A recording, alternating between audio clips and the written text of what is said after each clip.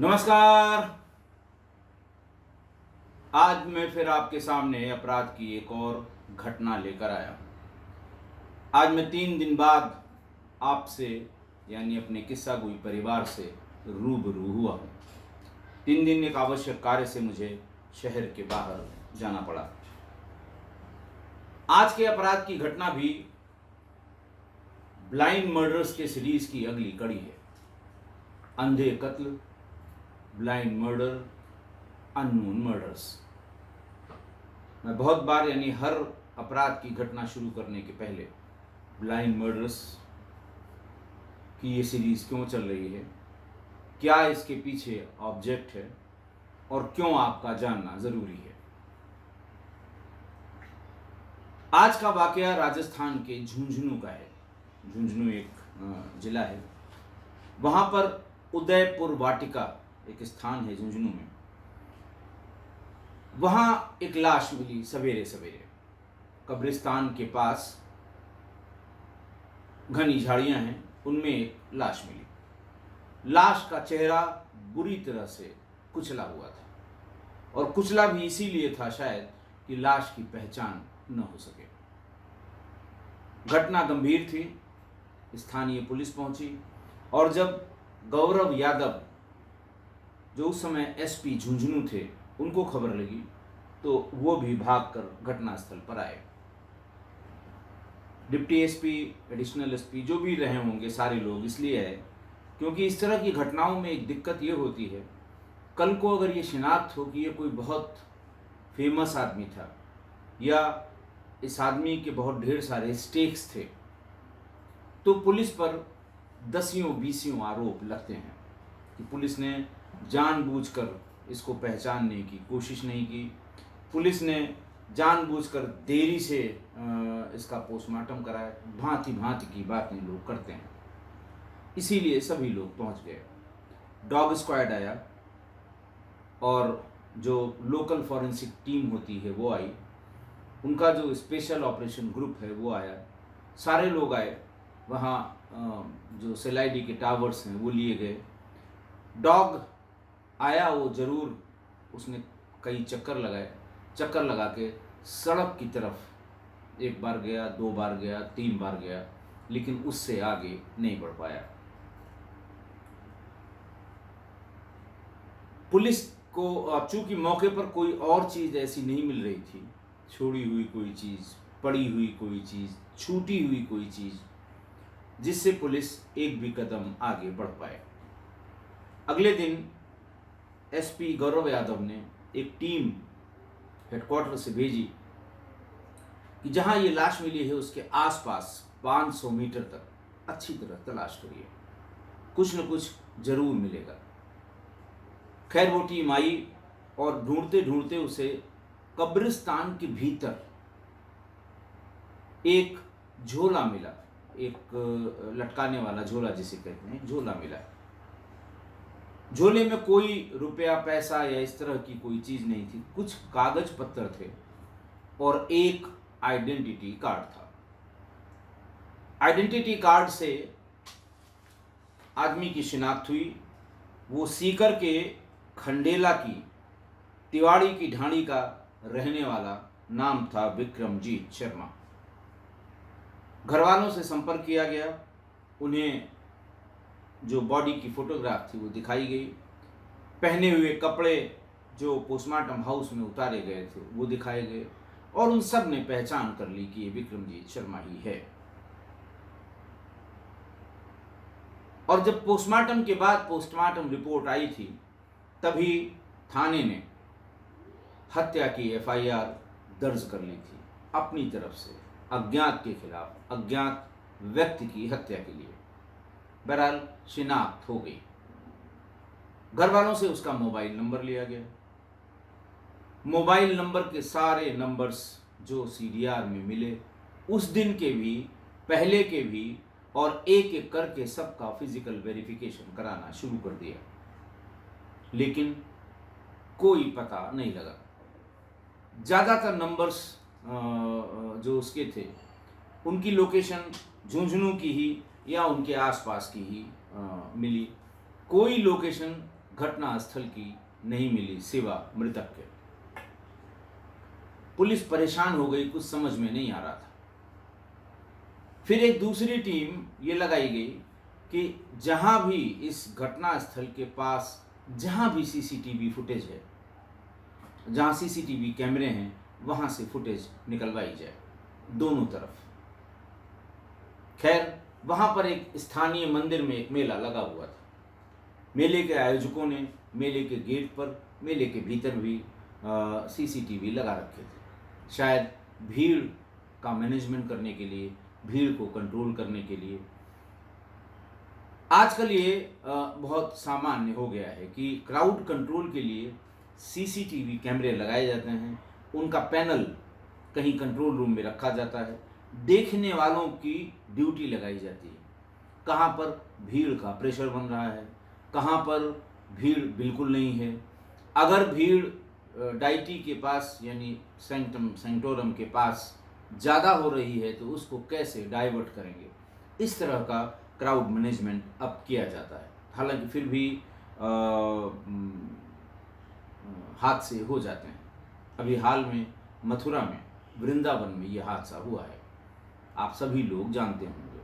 Crowd control proper नहीं था और भीड़ का इतना दबाव बना कि भीड़ के दबाव से 2 महिलाओं की मृत्यु, 2 जो वहाँ दर्शन करने गई थी, या तो जो जिनकी आस्था है वो लोग वहाँ गई थी और उनकी मृत्यु हो गई। बहरहाल उस सारी सीसीटीवी फुटेज को बैठ के देखा गया, घर वाले भी साथ में थे। अचानक उनकी नज़र पड़ गई, उन्होंने बताया साहब ये हमारा विक्रमजीत शर्मा है। लेकिन वो 2 लोग एक साथ थे, दूसरा कौन था ये कोई पहचान नहीं पाया। पहचानने वालों को बुलाया गया और लोगों को बुलाया गया। स्थानीय एक व्यक्ति ने उस व्यक्ति की शिनाख्त कर ली। उसने कहा कि साहब ये उदयपुर वाटी का ही रहने वाला है और इसका नाम ओम प्रकाश सैनी उर्फ बॉबी है। फोटोग्राफ निकाल के और फिर बॉबी के घर वालों को दिखाया गया, पड़ोसियों को दिखाया गया, सब ने तस्दीक कर ली कि ये बॉबी ही है। लेकिन उतने से काम बना नहीं कि वो मंदिर के भीतर इनका एक साथ जाना और मंदिर के बाहर एक साथ निकलना, सिर्फ इतनी सी बात सीसीटीवी फुटेज से मिल गई। लेकिन एक बात तय हो गई कि इस आदमी को जरूर कोई न कोई जानकारी होगी। फिर आगे पीछे और उस मंदिर से और आगे पीछे जो जहाँ जहाँ पर सीसीटीवी कैमरे लगे थे उनको भी एनालाइज किया गया। तो घटना के करीब 1 घंटे बाद, यानी जब वो एक साथ दिखाई पड़े थे, वो कहाँ गए ये सीसीटीवी से फुटेज से क्लियर नहीं हुआ, लेकिन करीब 1 घंटे बाद वो व्यक्ति यानी बॉबी अकेला जाता हुआ दिखाई दिया। पुलिस का संदेह पुख्ता हुआ कि ये यही व्यक्ति है जिसने संभवतः क्राइम किया है, या फिर इसे इस अपराध की जरूर कोई न कोई जानकारी है। पुलिस ने अपना काम शुरू किया, रिश्तेदारों को, नातेदारों को, क्योंकि वो तो फरार हो गया, जानने वालों को, दोस्तों को एक एक करके उठाया गया। दूसरा, पुलिस के सामने एक थोड़ी दिक्कत ये भी आई कि उसका नंबर यानी बॉबी का नंबर कहीं भी मृतक के सीडीआर में फिगर नहीं कर रहा था। इसलिए ऐसा लगा कि ऐसा लगता है कि इसका इस घटना से या इसका इस मृत्यु से कोई संबंध नहीं है। बहरहाल बात करते करते ये बात निकल कर आई कि आज से कोई 3-4 साल पहले तक ये दोनों बहुत नज़दीकी दोस्त थे, मृतक और बॉबी।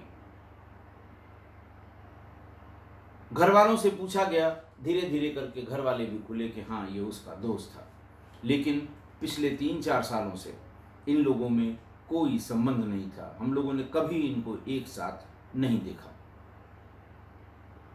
तलाशते तलाशते करीब 5-6 दिन बाद बॉबी भी मिल गया। बॉबी को लाया गया थाने पर और पुलिस ने सोचा पहले सीधे सीधे पूछ के ख़त्म करें, उसके बाद इसको फुटेज दिखाएंगे, उसके बाद सीडीआर दिखाएंगे, उसके बाद जगह दिखाएंगे, उसके बाद जो चीज़ें बरामद हुई हैं वो दिखाएंगे, अगर वो मना करता है।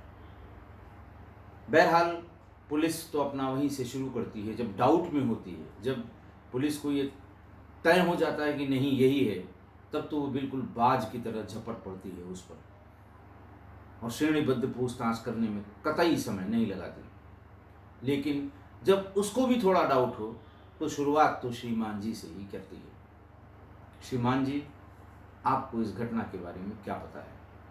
श्रीमान जी, विक्रमजीत शर्मा आपका दोस्त था कि नहीं था? बहरहाल थोड़ी देर में अटकने लटकने भटकने में जब पुलिस ने देख लिया कि कुछ चीज़ें ये रुक के बोल रहा है, कुछ चीज़ें ये ऐसा लगता है छिपा रहा है, तो फिर पुलिस भी अपनी औकात पर आ गई और पुलिस के औकात में आते ही सब काम लाइन पर आ गया। एक एक करके उसने तोते की तरह सारी चीज़ें बता दी और ये भी बता दिया कि उसने किस वजह से और किस चीज़ से इसकी हत्या की है। दोनों दोस्तों के बीच किसी लड़की को लेकर कुछ मनमुटाव हो गया था। बहुत दिनों बाद, करीब करीब 3 साल बाद, 5 साल तक ये दोनों हम प्याला हम निवाला थे। लेकिन उसके बाद एक ही लड़की पर दोनों लोगों की नज़रें होने के कारण आपस में कुछ मनमुटाव हुआ, तू तू मैं हुई, झगड़े में तब्दील हो गई। दोनों आपस में दोस्त नहीं रह गए, यानी आपसी बातचीत बंद हो गई, देखना एक दूसरे का बंद हो गया, एक दूसरे के यहाँ आना जाना बंद हो गया, एक दूसरे का हाल चाल लेना भी बंद हो गया। अचानक एक दिन दोनों मंदिर के उस स्थानीय मेले में मिल गए। एकदम आमने सामने हुए तो न इसके भागने की गुंजाइश न उसके भागने की गुंजाइश। हेलो हाय हुई और उसके बाद अरे भाई इतने दिन कहाँ थे, क्या थे, कैसे थे। कभी इसने शुरू करने की कोशिश की तो उसने मना कर दिया, कभी बॉबी ने शुरू की तो इसने मना कर दिया। तय हुआ कि चलो बहुत दिन हो गया है, बैठ के अंग्रेजी पिएंगे। इधर उधर घूमे, कुछ मेले में खाने पीने का सामान था वो खाया, उसके बाद अंग्रेजी लाई गई और फिर कब्रिस्तान के पास ही बैठकर पीने पिलाने का सिलसिला शुरू हुआ। बहरहाल पुलिस ने वहाँ पर जो पड़ी हुई बॉटल्स थीं शराब की, उन शराब की बॉटल्स में कौन कौन सी, चूँकि वो ऐसा स्थान था वहाँ बहुत ढेर सारे लोग आते थे पीते थे, बॉटल्स वहाँ बिखरी हुई थी। ये पूछ के कि कौन सी ब्रांड कहाँ से लाई गई थी, शराब की बॉटल वहाँ से रिकवर की गई। उस पर पड़े हुए जो फिंगरप्रिंट्स थे वो निकाले गए। बाकी सब चीज़ें, इलेक्ट्रॉनिक एविडेंस जो भी मिल सका था, खासकर सीसीटीवी फुटेज का, वो निकाला गया।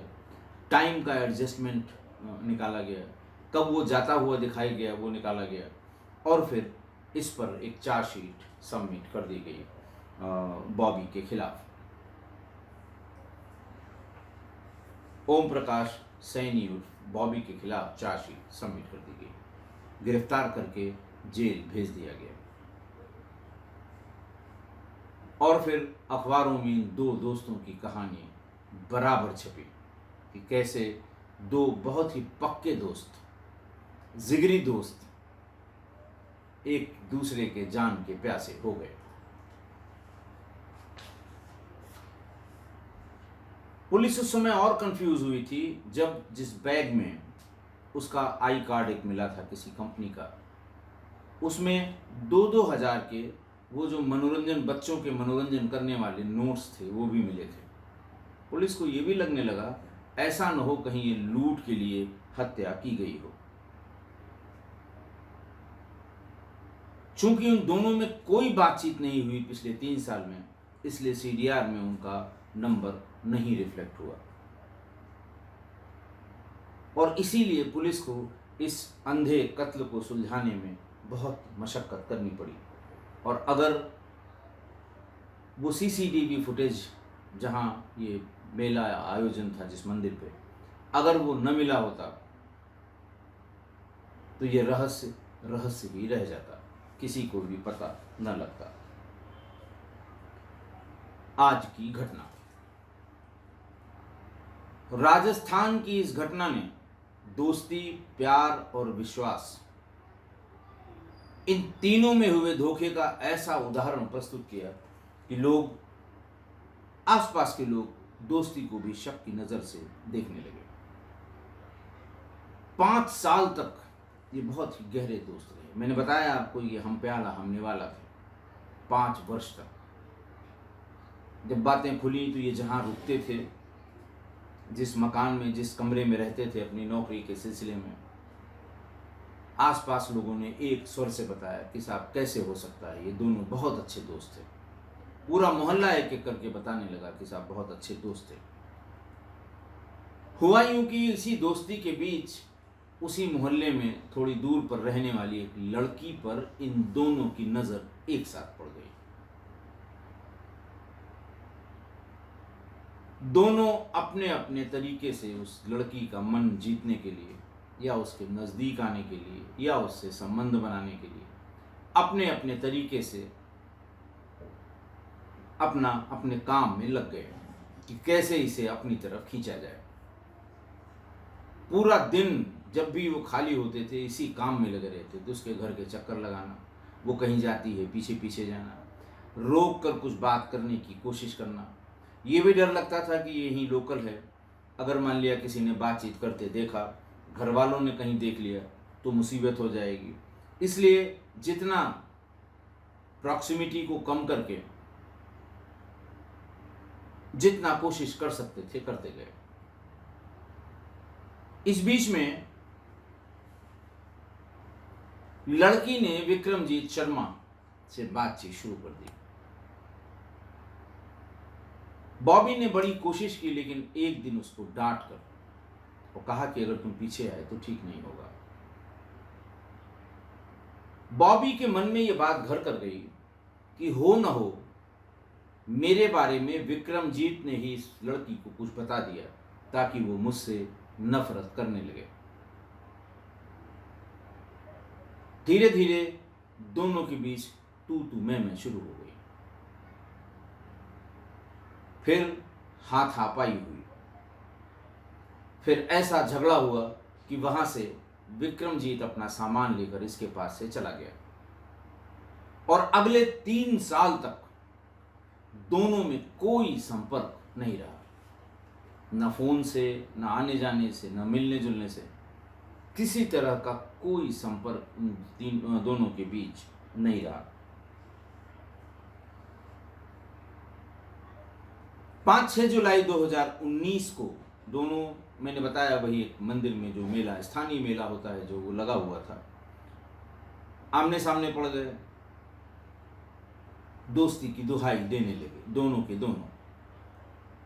और वही तय हुआ कि अंग्रेजी, मतलब दोस्ती, बहुत दिन बाद दोस्त मिले हैं तो इसके नीचे कौन बात करेगा कि साहब अंग्रेजी पिएंगे। विक्रमजीत अंग्रेजी खरीद कर ले आया। और फिर जैसे ही पीने पिलाने का सिलसिला शुरू हुआ, थोड़ी देर में दोनों टुन्न हो गए। आप जानते हैं शराब पीने के बाद तमाम इंद्रियां बंधी हुई, बंद, सब खुल जाती हैं। दोनों की तमाम इंद्रियां खुल गईं। अचानक बॉबी ने छेड़ दिया उस लड़की के बारे में, उसके वेयर अबाउट्स जानने की कोशिश की, ये भी जानने की कि इन दोनों के बीच कितने दिन ये चला या कहीं इसने शादी तो नहीं कर ली। जैसे ही वो नाम लेना शुरू करता था, विक्रमजीत यही कहता था, छोड़ो, जो बात गई, जो रात गई वो बात गई, अब इसका जिक्र करने से कोई फायदा नहीं, बहुत दिन बाद मिले हैं, एंजॉय करेंगे। वो फिर बार बार वही छेड़ता था क्योंकि उसके मन में वही बात चल रही थी। जब 3-4 बार उसने छेड़ा और 3-4 बार विक्रमजीत ने मना किया तो गुस्से में बॉबी ने उस शराब की बोतल से सिर पर वार कर दिया। नशे में था ही, हल्के वार से ही वो बेहोश हो गया। उसके गिरते ही इसने पास से एक ईंट उठाई और कम से कम 50 बार उसके चेहरे पर वार किए। चेहरा इतना बुरी तरह कुचल दिया कि कोई पहचान न सके। पर्पस ही उसका कुचलने का था।